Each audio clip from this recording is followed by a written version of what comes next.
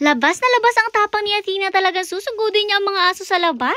Kaya tita nga papaliguan natin today at syempre alam niyo naman bago siya paliguan kailangan palabasin muna siya. At tingnan niyo ang ating Athena, talagang excited na nga siya. Although mukha nga talaga siyang confused kasi hindi nga niya alam nung umpisa yung gagawin sa kanya. Pero nung talian siya, Diyos ko alam na agad niya. Yun nga lang paglabas napakadaming doggies dito sa labas. Kaya naman dito muna sila pumunta sa kabila. Kasi alam niyo naman ang ugali ng ating Athena. Siya nga lang ang nag-iisa at pinakamaldita sa ating pack members. Alam mo yung kapag may ibang mga tao talagang siya lang yung matapang kasi alam niyo naman ang mga huskies kilala sila sa pagiging mabait at palagi nga nilang sinasabi ang mga huskies nakakatakot lang tingnan pero parang mananakaw palagi kasi napakabait nila sa ibang tao kahit di nila kilala. Pero Diyos ko, sinasabi ko sa inyo itong si Athena ibang-iba kasi grabe ang katarayan nito sa katawan. Maldita na nga siya since birth pa lang kaya kahit kami sanay na kapag minamalditahan niya kami. Madalas kasi itong si Athena kapag pinagagalitan mo lumalaban at nagagalit din siya. At basta wala nga siya sa mood, hindi siya basta-basta sumusunod sa command namin. Pero nakakatuwa rin naman kasi nga kahit sobrang taray niya ay talagang napakalambing niya. Kapag nasa mood naman siya, lalapit ngayon at gusto niya palagi siyang lalambingin, hahawak-hawakan at kakamut-kamutan. Pero gaya nga nasabi ko sa inyo before sa mga previous video namin, kapag nga ang tawag namin sa kanya ay Athena or Tina, minsan hindi siya nagre-respond. Pero kapag nga ang tinawag namin sa kanya ay Tina ko baby sa ganitong tono, Tina ko baby. Ay nako, sinasabi ko sa inyo, hindi pa tapos yung sinasabi mo, lumalapit na nga agad siya. Kasi naman every time natatawagin namin siya ng gano'n, nilalambing namin siya. Kaya nga alam na agad niya na kapag gano'n yung tawag, lalambingin siya at lumalapit na nga agad siya. Anyways, ito nga